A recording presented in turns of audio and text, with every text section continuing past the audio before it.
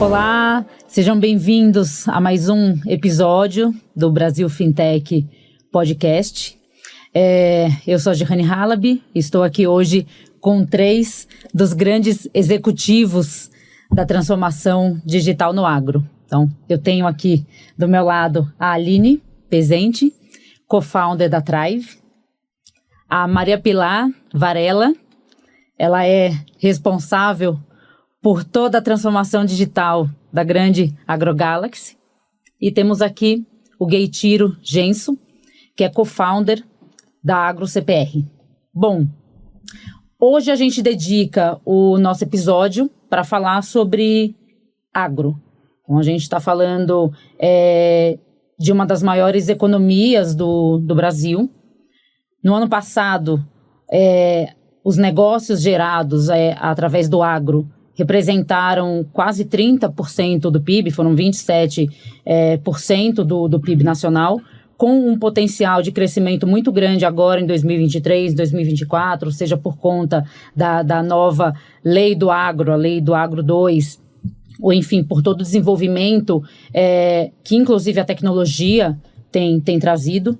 Puxando o gancho para esse lado da tecnologia no agro, gostaria até de citar um artigo que eu li recentemente, que ele traz a informação de que mais de 50% dos produtores rurais têm menos de 40 anos e quase 50% têm ensino superior. Acho que isso traz uma clareza muito grande sobre a transformação das gerações no agro. E daí, com isso, a gente tem um estudo que a McKinsey fez, que ela fala que 71% dos produtores rurais entrevistados por eles usam algum tipo de canal de tecnologia na sua jornada de compra. Isso é gigantesco. Eles trazem um outro dado também, que é de 50% desses produtores rurais estão dispostos a usar tecnologia, se já não usam tecnologia nas suas operações. Então, com isso, acho que é uma coisa até que a gente já conversou no nossa pré-conversa sobre esse episódio. Como que vocês estão vendo o preparo dos outros elos dessa cadeia para essa transformação digital que está vindo do produtor rural, por um anseio do produtor rural?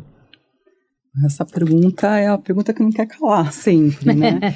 E o que a gente escuta muitas vezes é que o produtor rural que não está preparado. Eu não sei, eu acho que não. Até pelos dados da McKinsey, né? São interessantes. E no agro a gente tem, costuma dizer, dentro da porteira e fora da porteira, né? Dentro da porteira, o que tem no Brasil em termos de tecnologia aplicada no agro, de IoT, de maquinário, é uma coisa impressionante. Bioquímica, aí falando também da biogenética, né, da biotecnologia, é uma coisa impressionante, né? E a gente começar a acompanhar tudo que tem evoluído em termos de produtividade nos últimos anos, é realmente algo que impressiona. Então, quando a gente fala do agro, não é aquele agro que desmata, né? Aquele agro que realmente cuida da terra, do solo, da fertilidade, das melhores sementes, do maquinário, da pulverização, né? Da utilização no cultivo da maneira adequada. A questão é que a gente, no Brasil, a gente tem safrinha, 3 safras, né, no ano, é uma coisa impressionante, não existe isso em outros países, né, na Europa, nos Estados Unidos. Então, o que a gente tem é muito rico, né? E quando se fala disso, e quando você fala dessa adoção de tecnologia dentro do campo, o que eu percebo é que fora da porteira existe uma grande oportunidade. Né? Então, o CX, né, o Customer Experience, a jornada do produtor fora, que tem ainda um grande caminho. Né? Por outro lado, quando você fala, por exemplo, que 71% dos produtores hoje, eles utilizam alguma forma de tecnologia ou de canal digital para fazer a aquisição ou fazer negociação, é um número alto. Apesar... Eu achei impressionante esse dado. É alto, mas eu trago também uma informação que é importante, porque nesse estudo, o 71% ele considera o WhatsApp. Tá. Né? Então, o WhatsApp para mim nada mais é, com todo respeito, o WhatsApp eu acho que ele trouxe uma evolução enorme, inclusive dentro, né, da pandemia foi essencial, mas entre um WhatsApp e realmente utilizar digitalização, canal digital tem um espaço Totalmente, aí, concordo. entendeu? Porque esse WhatsApp é o quê? É a relação direta entre o RTV, CTV, a revenda cooperativa com o produtor, ou o próprio banco, enfim, um a um, one-on-one. Né? É um canal de comunicação. Exato, que é informal, é o nosso novo telefone, ninguém mais usa telefone. Então, vamos combinar que eu acho que tem um espaço aí grande, né? E nesse processo, o que a gente precisa fazer? Justamente essa parte da automatização. Falando dos elos dessa cadeia, né, e de todos que estão participando dela, tem essa questão das revendas, das cooperativas que estão começando a enxergar essa necessidade de uma jornada muito mais digitalizada, uma necessidade de cuidar melhor do seu dado, porque esse dado hoje, e aí eu acho que eu tiro, né, e a Aline também vou poder trazer muito essa informação, que é o mercado financeiro, o investimento privado sendo chamado para participar desse segmento como nunca. E aí entra a questão do governo, né? O governo federal, através da lei do agro, a 2, né, a 14.421 de 2022, trouxe, né, essa normatização, essa possibilidade de abrir esse mercado de uma maneira muito mais formatada, né, muito mais fora da gaveta, né, daquele contrato de gaveta da CPR, que se por um lado existe aquela pergunta, será que o produtor vai aceitar esse novo momento? Eu diria que sim, porque há uma necessidade desse financiamento. Então, você fala de um PIB, algo em torno de 2,5 tri, né, que é do nosso setor do agro, falando que nesse montante, 341 bi, foi o que foi concedido, plano safra em 2023, está se falando algo em torno de 404 bi para o ano que vem, e a necessidade de giro é algo em torno de 800, 900 bi.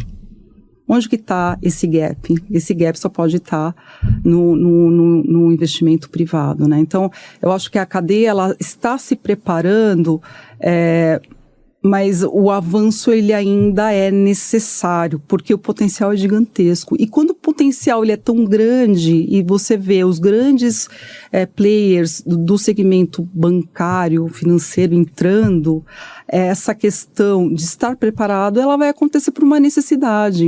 Existe uma necessidade muito grande de financiamento. E quando a gente fala na CPR 3.0, a gente não tem nenhum ano ainda dela. Então, você imagina isso, pensando isso em safra, o que a gente tem pela frente, né? E financiamento, crédito é necessário para qualquer tipo de evolução e crescimento dentro do ecossistema de agro, sem dúvida nenhuma. Né? E você vai ter isso quando você tiver a informação e a formalização. Nosso amigo... Não, e aí é o seguinte, primeiro assim, só pegando aqui o primeiro ponto de o produtor está tecnológico, está preparado. Eu sou filho de produtor, morei na roça até os 14 anos, então eu conheço bem essa lógica aí. Na verdade, ele está muito tecnológico. E o que fez o Brasil ser essa potência hoje é pura tecnologia. É tecnologia da Embrapa, tecnologia dos produtores que investiram em variedades, em semente. Então, lá dentro da porteira, o produtor sabe que esse processo é o processo que vai cada vez mais capacitar ele para competir no mundo.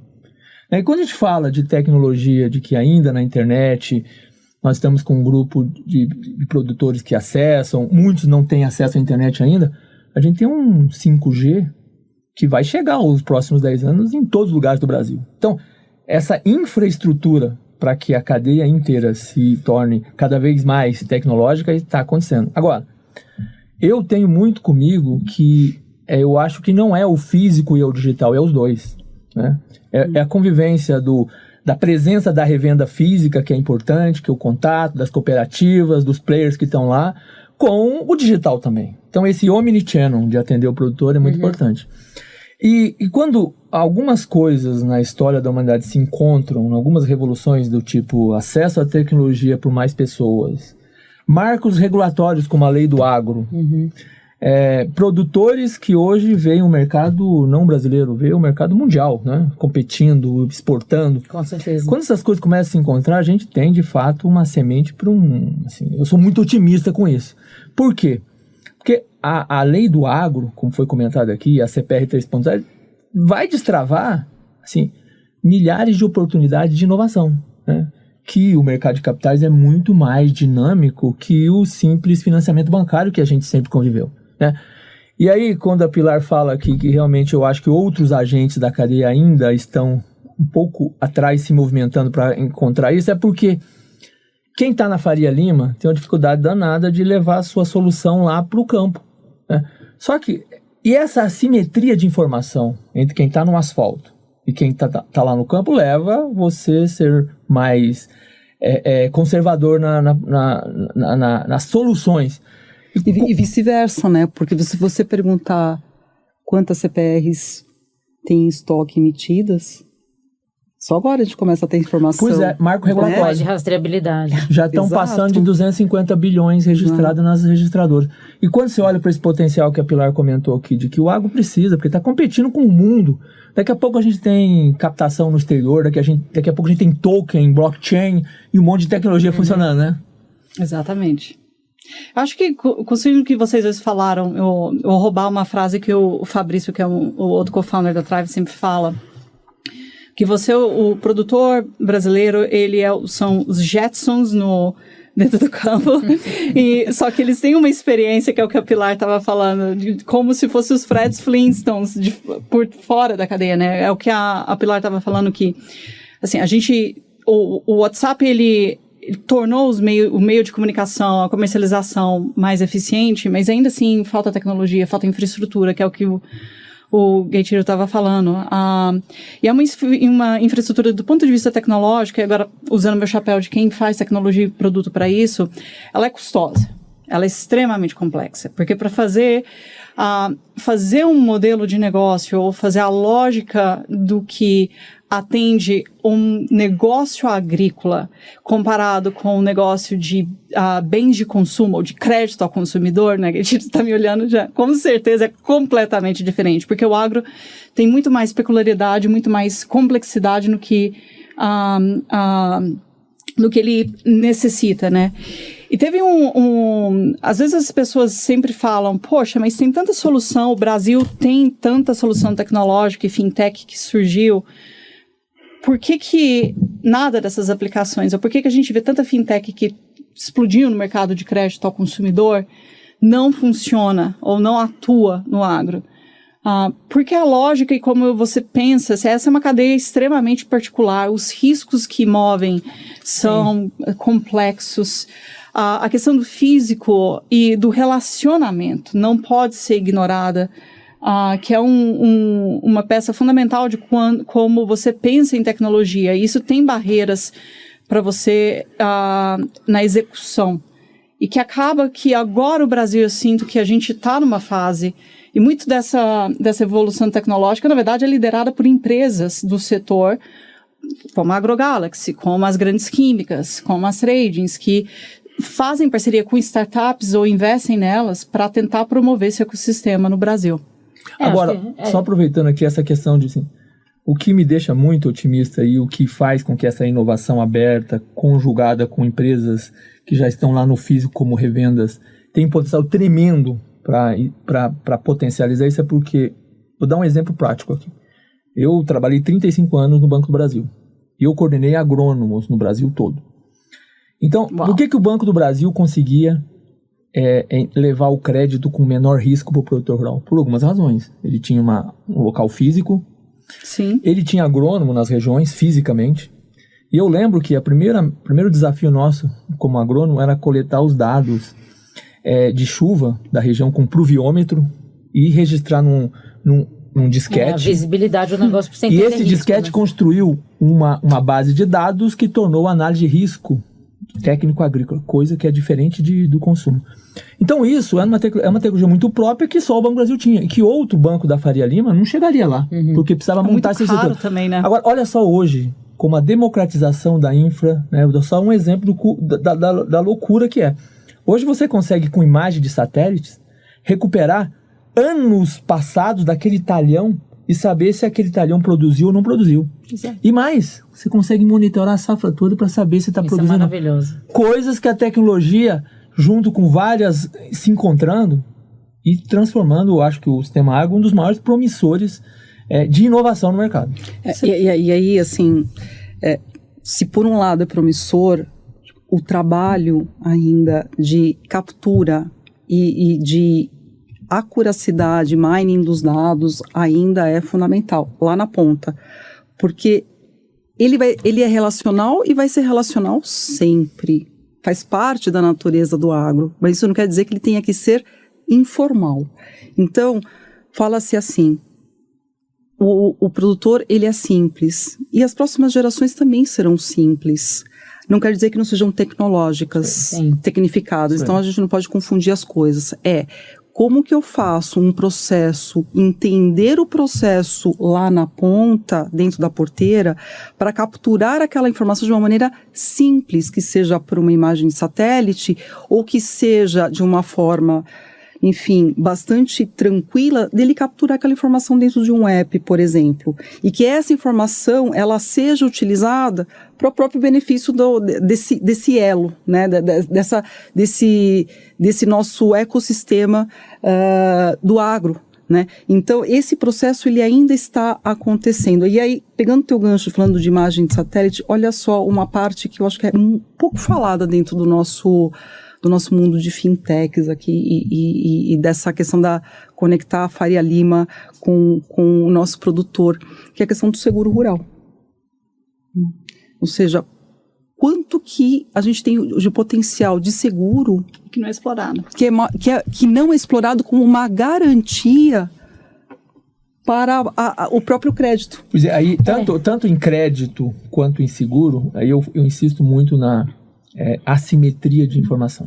Perfeito. À medida que a gente... E aí entra a data, que não é fácil, Pilar. Nem no crédito tradicional do Open Finance, que fala muito aí, ninguém ainda chegou no estado da arte de usar data, algoritmos para discriminar melhor e aprovar crédito. Você imagina o desafio que é do campo, que tem outras variáveis.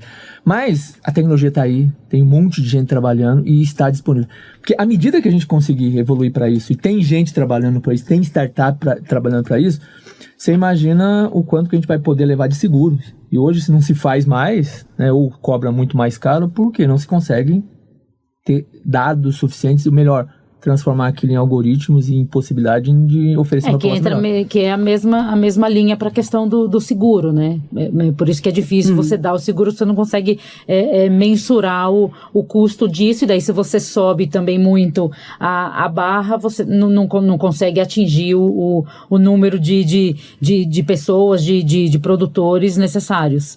Acho que eu falo muito sobre fintechização do varejo em geral. Acho que a tendência do varejo é fintechizar, mas quando a gente está falando do varejo de agro, a gente traz um recorte muito particular e muito específico. E quando a gente fala no varejo tradicional, a gente tem um histórico muito grande. Daí o Open Finance vindo, por mais que seja uma coisa nova, mas já existia uma forma, não open nesse sharing de informação entre instituições, mas a instituição que concede o crédito tem acesso a muita informação e muito histórico, o que é diferente quando a gente fala do mundo agro. Então, o que vocês estão vendo em termos de fintechização do agro? Porque quando eu penso em fintechização de agro, eu penso muito em crédito. E daí eu penso o pagamento como... Mas aí é uma opinião minha que eu gostaria de ouvir vocês. Eu vejo o pagamento, por exemplo, como uma coisa secundária. Talvez muito mais para a gente rastrear informações e comportamentos para que a gente consiga otimizar crédito. Como que vocês estão vendo isso? Não posso falar aqui. É um pouquinho diferente no agro, né? O agro, a questão do crédito é fundamental. Sem o crédito, o agro ele não gira, né? O investimento que ele precisa, ele precisa de muito investimento, toda a safra, né? Então, uma reflexão que eu faço quando eu comecei no agro, no meio da pandemia, veio muito a questão de ter o seu próprio e-commerce. Todo mundo queria ter seu e-commerce, aí veio o marketplace. E comecei a olhar aquilo, eu falei, não é tão fácil fazer e-commerce e marketplace dentro do agro. E aí, um ponto que você começa a olhar dentro do próprio varejo, que começar de maneira oposta, primeiro como uma fintech, provendo crédito para o consumidor e depois entrar no marketplace é um caminho que é mais seguro. Tá? Então, hoje eu enxergo que dentro das startups, ou dentro das fintechs, ou dentro do nosso mercado de inovação dentro do agro, o que tem realmente potencial é o crédito. Aqui ele é fundamental. Uhum. É onde temos que começar. Por uma questão de necessidade, como a gente falou aqui no começo, e outra, pela questão de possibilidades que existe hoje de variações de tipos de financiamento que podem ser dados no campo.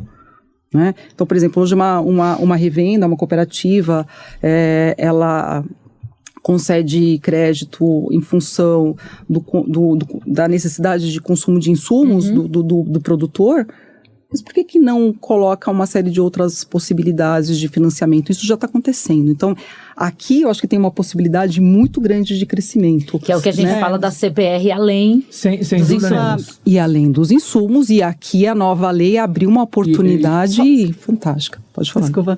Só construir no que... você tem razão, Pilar, nesse aspecto.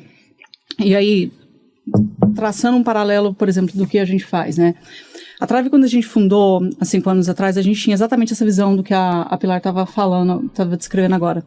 O mercado agrícola, para ele, a gente ter uma propulsão, ter um escalonamento da adoção do e-commerce ou do merchandising digital, você necessariamente precisa passar por uma infraestrutura de informações e principalmente de análise e entendimento de risco. E o ponto que acontece assim, no que você estava falando, né? A Faria Lima, eles não entendem porque necessariamente como funciona os mecanismos de risco ou como entende. Então, hoje, o que a gente foca muito é exatamente construir essa infraestrutura, tecnologia de informação de dado, e por isso que há 5 anos atrás a gente investiu em fazer pesquisa e desenvolvimento de inteligência artificial focada para essa indústria, porque modelar o agro não é o mesmo que modelar qualquer outra coisa em qualquer indústria. E a distribuição dos dados não é só uma questão das dificuldades que o Gueitiro estava falando de escassez dos dados, os dados são fragmentados. Tem a diversidade. A diversidade, exatamente. E a distribuição dos eventos, né, que acontece, porque o agro, ele tem uma peculiaridade, por exemplo, mercado de consumidor de crédito no consumo no Brasil, ele é muito explicado, quando você vai fazer essas análises, pela macroeconomia brasileira. O mercado agrícola, você tem que entender o mercado argentino, o chinês, o europeu, o norte-americano, porque tudo isso afeta como você modela. E é cheio de pequenos black swans, quando a gente olha na distribuição desses eventos, quando você vai tentar fazer uma análise. E sem empresas que fazem essa infraestrutura, nada do que vai vir da segunda onda dessa evolução, e eu concordo com a Pilar completamente, as revendas e as grandes empresas, elas têm um papel que elas, basicamente, elas não são só uma distribuição, uma revenda, elas são praticamente um banco, um agente financeiro, e que elas detêm também um relacionamento que é extremamente importante, que eu também sou muito cética de que esse relacionamento ele vai 100% para o digital.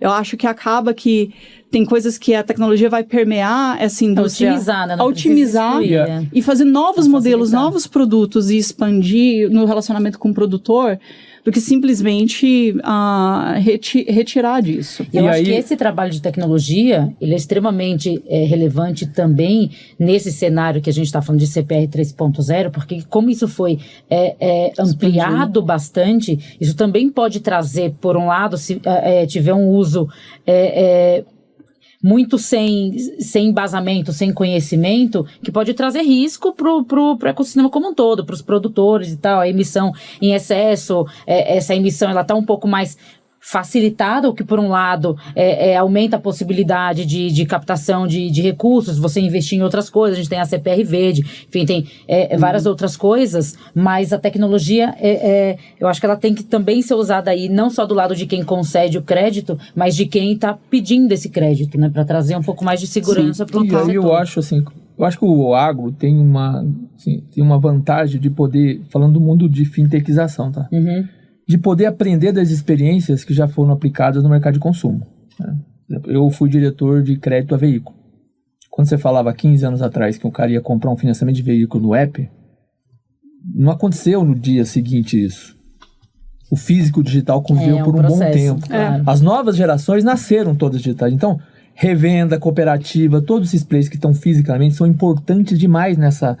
Então, o mundo é físico digital aí. Mas você vê, mas é por isso que daí a gente traz aquele dado do começo, né, de que a gente tem também essa questão da geração, né, e hoje a gente tem esse pessoal mais jovem, de uma geração mais jovem, tomando conta e assumindo, né. E aí, pegando um gancho, eu acho assim, essa questão de arrumar os dados, criar a infraestrutura, ela é fundamental, porque ela precisa ser conjugada, e aí falando da lei do agro, assim, você tem ali na lei do agro, grandes alterações que te permitem ser criativo e melhorar o risco. Por exemplo, lá na Agro CPR, a gente criou um produto que a gente chama de CPR consignada, que na verdade o produtor, e aí a lógica de empoderar o produtor, né?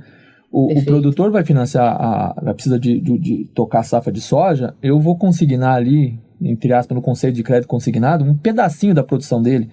E fazendo alienação fiduciária, eu, como credor, tenho ali uma possibilidade de chegar primeiro. E se eu garanto a rastreabilidade que vai ser entregue num armazém, então aquilo reduz muito o risco de crédito. Que aí quando eu mostro pro cara da Faria Lima, falo, não, peraí, então faz sentido isso. Então, aqui as oportunidades para as fintechs inovar. E para fechar só essa questão da sua provocação em relação a não é só o custeio, não é só Brasil. Nós precisamos buscar recursos no mundo. Perfeito. Vocês viram aí, o BNDES anunciou uma linha de crédito em dólar de 1,5 bilhão na AgriShow, parece que em 2 dias sumiu. Então, o produtor é um produtor que está olhando para o mundo. Ele está esperando soluções de fund de qualquer lugar. Então, assim, nós não devemos se limitar. E o mundo está olhando para a gente, que precisa de alimento. Então, assim, é por isso que eu sou muito otimista. O Oriente Médio tem olhado bastante. Não, eu tenho olhado e, assim, algumas possibilidades que...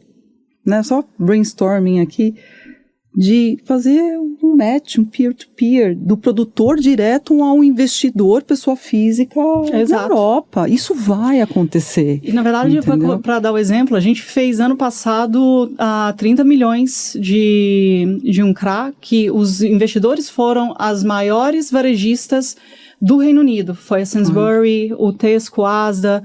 junto com outros que investiram diretamente em produtor. E o que permeou isso é exatamente o seu ponto. Dado, informação, eles entenderam exatamente isso e a gente garantiu o monitoramento da execução, de que eles vão entregar, eles vão pagar e eles estão seguindo exatamente os critérios de compliance e os atributos que eles procuravam. Nesse caso, eram muito mais voltados à sustentabilidade, que é uma coisa que também que você falou, né?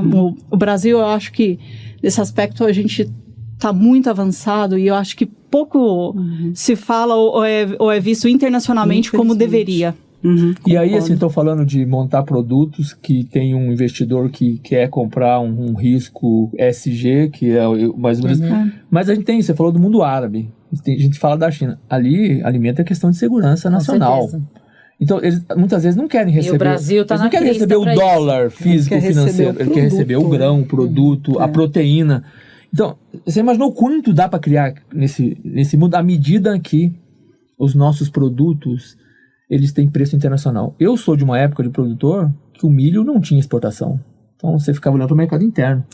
Então, hoje os nossos produtos têm preço internacional. Né? Então, assim, nós estamos numa outra fase. E quando chega tudo isso, mais tecnologia, mais marco regulatório de lei do agro e de CRAS...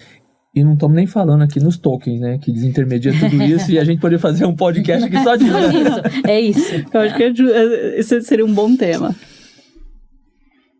Mas acho que podemos explorar um pouco também.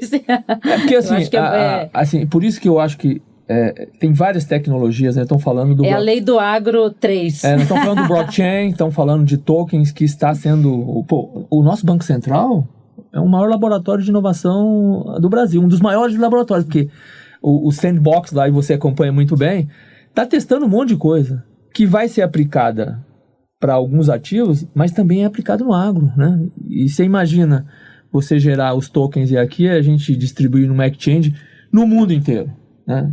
Imagina o quanto que a gente não, de novo voltando ao tema, não empodera o produtor rural aqui em buscar recursos, empodera as cooperativas e o ecossistema do agro.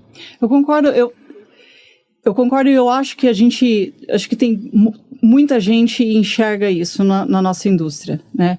Mas o que vocês acham que hoje impede de fazer isso mais rápido? Então, eu acho que assim, nós temos um sistema, um sistema bancário de crédito muito eficiente, que trouxe até aqui, né? Nós estamos começando um mercado de capitais, ainda é pequeno o tamanho do PIB, né? O PIB é 26, 27 do agro do Brasil, né? O agro responde por mercado de capitais por 4%, então 4%. Tem um monte de crescer no mercado de capitais, porque ainda existe essa... a gente está falando de insegurança aqui, estão falando da assimetria. Né? Ainda um investidor lá fora, entre comprar um token que é descentralizado e não tem ninguém ali, e comprar um CRA ou comprar um ativo que tem um agente do sistema financeiro ou do mercado de capitais, ele prefere ainda comprar. Mas para mim é uma questão de tempo.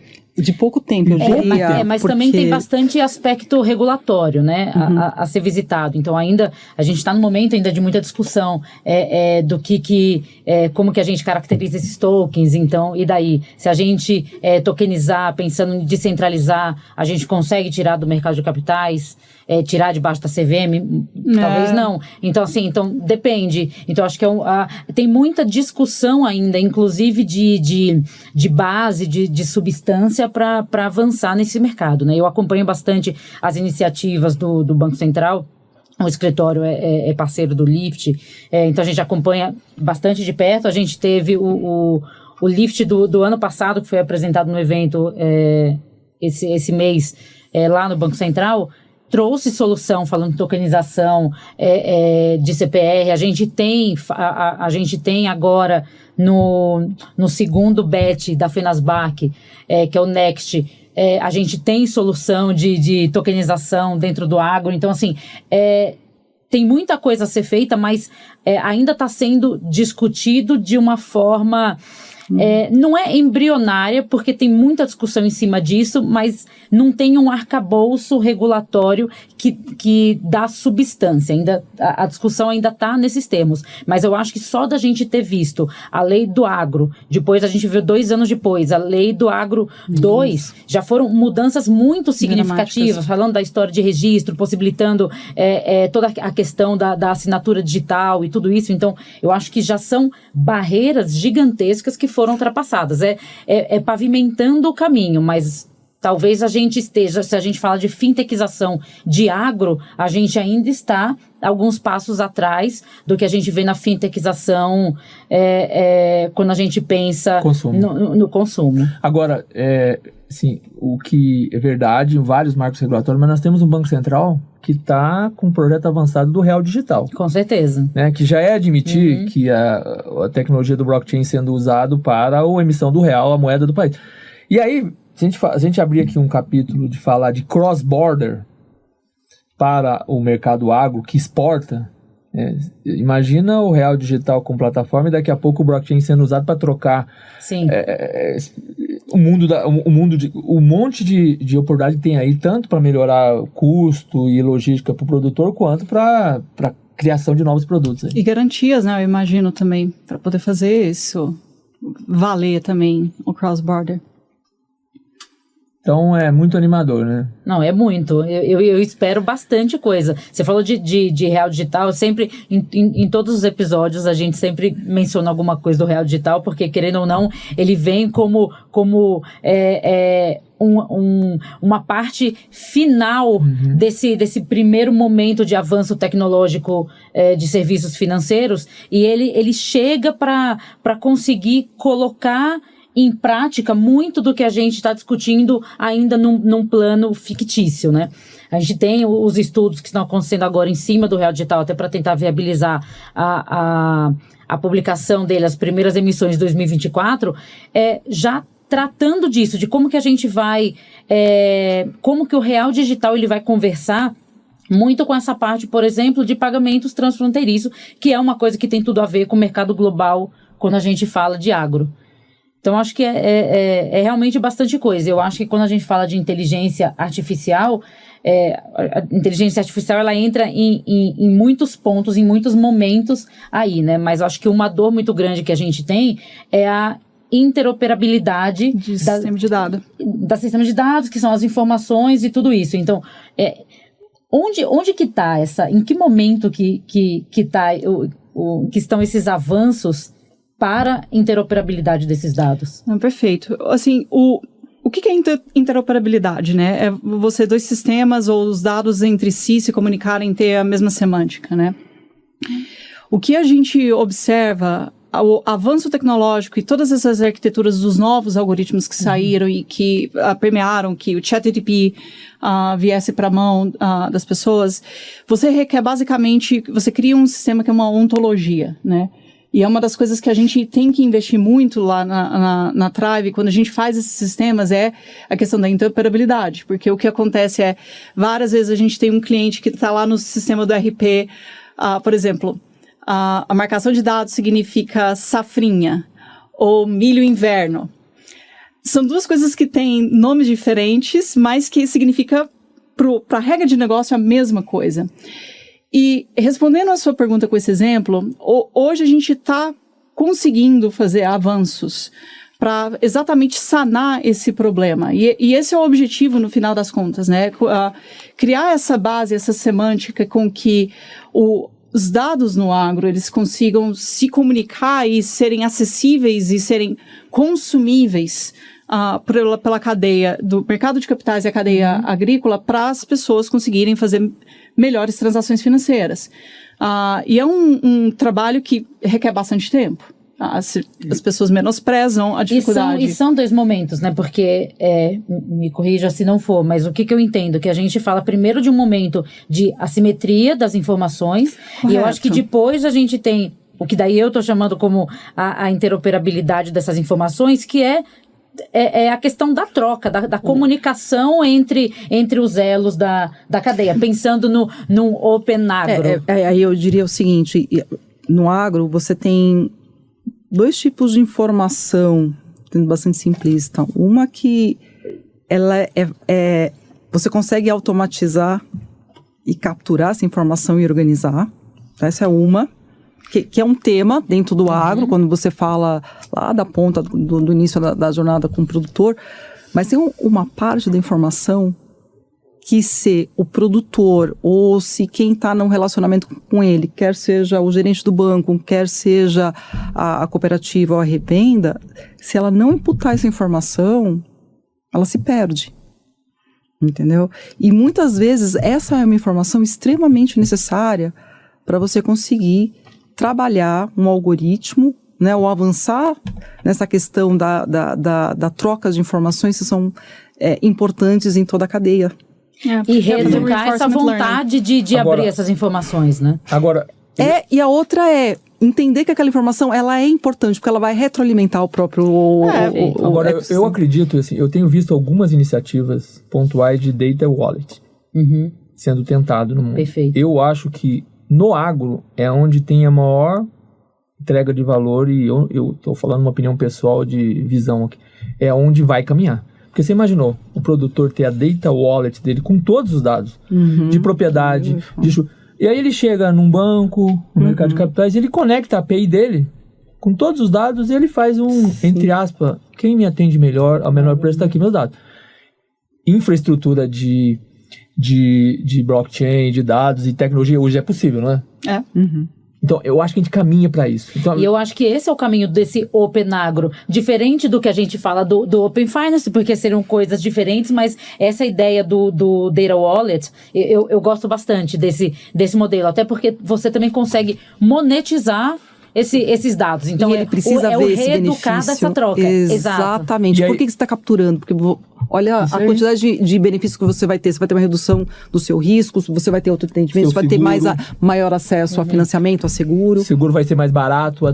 E assim, por que isso é possível hoje? Porque nós estamos assistindo quando você fala em cartórios, hoje os cartórios já estão digitais. Tem lei que obriga o cartório a oferecer solução digital. Então, toda aquele analógico ao redor do produtor está caminhando. E aí, assim, quando a gente olha tudo isso e consegue levar esse valor para o produtor, e eu acredito muito no conceito da Data Wallet no produtor, que é um empoderamento dele, né? Perfeito. Assim, eu sempre trabalho com esse conceito, assim, reduziu a assimetria, você melhora a precificação, você melhora o risco. Você tem hoje tecnologia para isso, agora você precisa de dados, né, de qualidade, que não é aquele capturado. E se tiver para isso, a captura ali, você vai conseguir. Isso é o caminho, né? Isso conversa até com identidade digital, né? Se você for pensar num conceito amplo de identidade digital, então... E é um processo de conscientização, né? A gente tá no gerúndio nesse processo. Vamos chegar lá e eu acho que a gente vai chegar lá rápido. Até pelo teu ponto, né, do novo produtor, o jovem, com menos de 40 anos... Ele vai começar a acessar e tocar muito mais o mercado financeiro e entender que é um benefício. Porque até hoje, cá entre nós, o produtor teve esse acesso? Não teve. A própria Faria Lima teve acesso a esse produtor? Também não teve. Então é um despertar que nós estamos muito impulsionados pela própria lei. Né? E, obviamente, por uma necessidade que nós temos como economia. Né? E aí você pega assim, por que eu falei do 5G em algum momento aqui? O 5G vai viabilizar a internet das coisas. Você imagina a você ter a internet das coisas nas máquinas dos produtores, né? Podendo capturar dados real time, o quanto isso vai melhorar esse ecossistema de geração de dados e imagina o produtor tendo a sua Data Wallet com esses Isso dados. hoje é muito pequeno ainda, né? É muito pequeno, porque assim, nós estamos falando de 5G, Sim, né? porque a gente está falando de infraestrutura. Você até tem, né? Você pega, exato. leva lá para a fazenda, você espeta lá o pendrive, ou você carrega ali, acaba Mas é pouco, nós pensando na extensão. Em termos de potencial, acho que ainda tem, mas é usual já. Não, e tem startups que estão assim, bem avançadas e fazendo esse trabalho de pegar essa infraestrutura de pegar os dados do produtor, padronizar eles numa API e empresas como a nossa conseguir usar para fazer melhores análises. Mas voltando no seu ponto, Pilar, eu tenho uma hipótese de que além das dificuldades que tinha de tecnologia, eram poucas empresas, quando você para pensar, são os grandes ABCDs que sempre entenderam isso e navegaram, né? E sempre teve muita arbitragem de informação, né? Agora, eu acho que, no ponto que você estava falando, Guetiro, que com tecnologia e esses dados ficando mais disseminados e cada vez mais empresas começando a democratizar e dando infraestrutura de informação, fazendo a informação fluir, essa arbitragem tende a reduzir e reduzindo a assimetria de informação, reduz a arbitragem e começa que os benefícios agora indo para um produtor diretamente começam a ser maiores, ele começar a perceber que, poxa, vale a pena eu dar mais dado, porque eu vou ter um benefício. Organizar o dado, exato, né? e tá aqui de uma maneira tangível, né? Porque esses dias atrás eu estava falando com um produtor e ele falava exatamente isso para mim, né? Falei assim, Aline, poxa, eu acho legal que vocês estão colocando isso no produto de vocês, de me dar essa transparência de quanto que fica o meu score com ou sem esse dado. E porque eu só não fazia isso antes, porque eu não vi o benefício para mim econômico na minha taxa, versus o trabalho que eu tinha para conciliar a planilhinha e eu tenho que tocar outras coisas. Eu não tenho uma secretária, alguém aqui no administrativo que vai ficar pegando isso para mim. E aí veja como um ponto fala com o outro, que a Pilar começou no início, que assim, na verdade o produtor estando lá tecnológico, ele vai meio que arrastar a cadeia toda. Porque a empresa que não usar isso, ela vai ficar para trás da concorrência, né? Você concorda? Concordo. Que ela não estiver preparada para receber a informação do produtor, ela vai perder um negócio para um outro. Então vai ser uma questão de necessidade aqui da cadeia se adaptar a usar mais dados para poder melhorar a eficiência. A questão da agilidade, ela vai ficar muito evidente daqui para frente, porque a próxima geração ela é mais ansiosa, ela é imediatista, e a própria questão de eventos climáticos no agro e de pragas faz com que a informação ela seja importante e que a inteligência artificial é importante para ações muito rápidas no manejo, por exemplo. Então, essa questão de não precisa da informação, é custoso, é lento. Não é. Porque cada movimento, cada aplicação equivocada ou não aplicação custa, mas claro, custa muito. E aí vai custar para quem agora? Para a cadeia inteira. Então, e é por isso que eu volto ao ponto daqui, por que o Banco do Brasil, que é o maior agente de crédito do Brasil, consegue precificar riscos que outros não conseguem? Porque ao longo de 200 anos ele guardou dados lá. É claro, é lógico. Só ele guardou. Então, assim, entre ele e mais um, ele precifica melhor. Agora, à medida que os dados ficam democráticos, financeiro como que a infraestrutura todo, né? E o produtor vê que ele, dando mais informações, ele vai aumentar a concorrência, ganha todo mundo, ganha a sociedade. É a inteligência artificial fintechizando o agro, né? Eu acho que é aí que entra, porque ele é a inteligência artificial fintechizando o agro, barateando crédito, aumentando acesso a crédito, porque no fim do dia você também entender risco, você tem a ver com você entender custo de crédito, então... Exato. No fim do dia, esse é o elo, né? Dinheiro sempre, para dinheiro fluir de maneira eficiente, sempre tem que ter um modelo que dê clareza sobre risco-retorno. Pronto. Enquanto não houver isso, você tem todo um capital do mercado de capitais que acaba ficando represado, porque para essas pessoas do mercado de capitais, investir de repente numa dívida com um produtor, num crédito com um produtor, ou de repente comprar a ação de uma empresa, não sei lá, da Amazon listada, pode ser indiferente, porque eles procuram retorno sobre o capital. Então, ajudar a entender assim, quais são as oportunidades e quais são os retornos e quais são os riscos de uma maneira tangível, informação, no final das contas, e conhecimento é o que eu acredito que vai fazer com que o mercado, o dinheiro flua de uma maneira mais eficiente. Não, perfeito. Daí eu acho que até com isso acho que a gente consegue caminhar aqui para quase o nosso final. Eu gostaria de ouvir o que vocês enxergam para o futuro do mercado de agro. Então, o que vocês estão vendo, olhando para 5, 10 anos para frente? Não um futuro tão longínquo assim, mas eu gostaria de ouvir um pouco.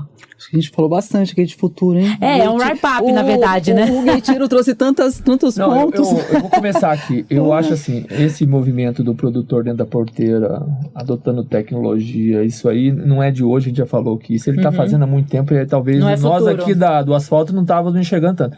A Pilar, que está lá na revenda, na ponta, enxerga mais fácil que a Faria Lima. Então, isso é... Agora, a gente vai assistir muito mais o produto, leitura minha aqui, muito mais o produtor olhando para o mercado mundial, né, porque agora ele sabe que ele exporta, então isso abre uma fronteira enorme para mercados. Mas eu quero fechar aqui provocando a outra questão do dinheiro não falta. Então, há uma enorme potencial no Brasil para inovação e fintechs e agritechs e todas as empresas de tecnologia para resolver esse problema na cadeia. Tecnologia está disponível, precisa de investimento de risco. E a gente está vivendo um inverno das startups. Mas como você junta tudo isso, né? Exatamente, mas assim, a gente está vivendo um inverno das startups no mar vermelho do mercado geral de payments. A gente tem uma oportunidade enorme no agro. E assim, poucos VCs ainda enxergaram o tamanho do potencial que tem de valor no mercado agro. Então, essa é a minha provocação aqui de tudo que a gente falou. A minha provocação vai um pouco em linha com o que você está falando e o que eu percebo, assim, a gente hoje ainda é muito imaturo dentro do agro com a questão das agtechs. Né? A gente sempre fala, tem mais de 2.000 agtechs, teve o boom das agtechs, que é fantástico, né? Eu acho que o mercado acordou, né, para a quantidade de oportunidades que existem. mas elas, dentro de um mapa, de um ecossistema de inovação, elas não se encaixam. É como se fosse um quebra-cabeça, onde ficam faltando peças e algumas peças são iguais. Então, essa harmonização, essa maturidade desse mercado, ele precisa acontecer. Ao mesmo tempo que veio, né, a própria lei trazendo oportunidades fantásticas. Então, é um processo de agtech não maduro ainda, tentando se encaixar com esse mercado, com varejistas efetivamente, né, entrando mais forte, os bancos entrando também, né, conhecendo, organizando as informações das fintechs também, né, as agfintechs também vindo de uma maneira forte, mas além da questão da inovação do ponto de vista tecnológico, o que eu vejo como oportunidade ainda um desvendar dessa jornada do produtor, dentro e fora da porteira, com inteligência de dados e com parcerias. Eu acho que a inovação ela tem que passar por um olhar de como que vamos partnering, porque temos tantos players importantes como fintechs, bancos, investidores estrangeiros, o próprio produtor, a indústria, né? Enfim, as vendas, as cooperativas, a gente precisa se organizar melhor.